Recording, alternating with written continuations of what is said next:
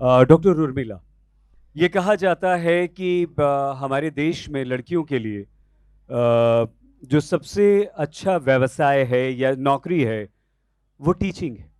आप पढ़ा लीजिए, आप स्कूल में चले जाइए, टीचर बन जाइए, आपको लगता है कि आप एकदम घर वालों को लगता है आप सुरक्षित हैं, आप बहुत अच्छी नौकरी कर रही हैं, आप युवा पीढ़ी का निर्माण कर रही हैं, राष्ट्र निर्माण में सहयोग कर रही हैं और इससे कहीं ज़्यादा अधिक उनके मन में ये होता है कि आप सुरक्षित हैं। सुरक्षित। आप भेड़ियों के बीच में नहीं हैं। मैं हुँ। क्षमा कर रहा हूँ, आज आप दोनों से इसी तरह के नहीं। प्रश्न होंगे। मैम, आप भी दिल पर हाथ रखिए। गीता जी ने बहुत ईमानदारी से अपनी बात कही है। आपको लगता है कि वहाँ सब ठीक है। आपने वीआरएस लिया, ये भी एक प्रश्न है कि जब इतना अच्छा आपका करियर चल रहा था तो वीआरएस लेने की क्या आवश्यकता पड़ गई?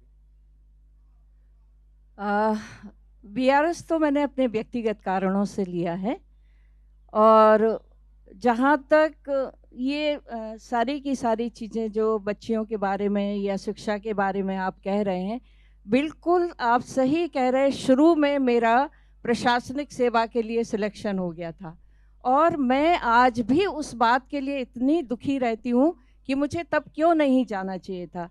लेकिन परिवार का मानना था कि ये जो टीचिंग है, वो बहुत ही सम्मानजनक क्षेत्र है और सुरक्षित हैं, यहाँ-वहाँ नहीं जाना पड़ेगा। प्रशासनिक सेवा में गाँव, देहात और दुनिया भर की जो झंझटें होती हैं, वो सारी की सारी होंगी। और जब आप अपना करियर शुरू करते हैं, तो उस समय परिवार का जो एक दबाव होना चाहिए या उनकी जो भी भावनाएँ होती हैं, उसके दबाव में आप आ जाते हैं। लेकिन इस बात का मुझे आज भी बहुत ज़्यादा मलाल है कि मैंने उस समय अपनी वो लाइन क्यों नहीं चुनी।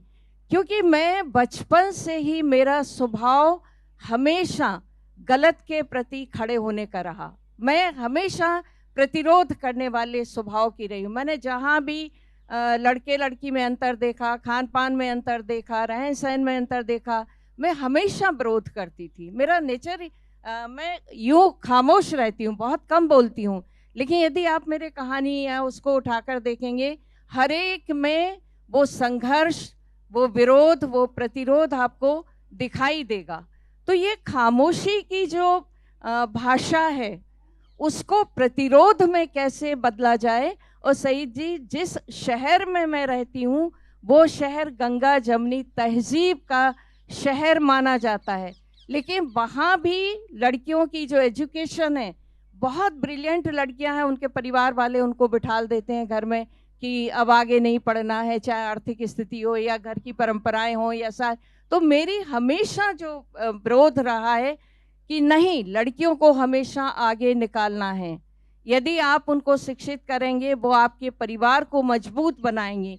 तो ये जो ईमानदारी वाली बात है और मेरी जो लड़ाई है, कॉलेज में रहकर भी मैंने हमेशा उस लड़ाई को अपने साथ जीवित रखा। उस अग्नि को मैंने हमेशा जला के रखा है कि चाहे कुछ भी हो जाए, लड़कियों को आप पीछे नहीं धकेलेंगे। और मैं अपनी जैसे कहानी में, एक चीख कहानी में जो बलात्कार वाली पूरी घटना है, उसका अंत भी मैं इसीलिए कहती हूँ कि वो लड़की सोचती है कि इसमें मेरा कोई दोष नहीं है और वो स्कूटी उठा के चल देती है।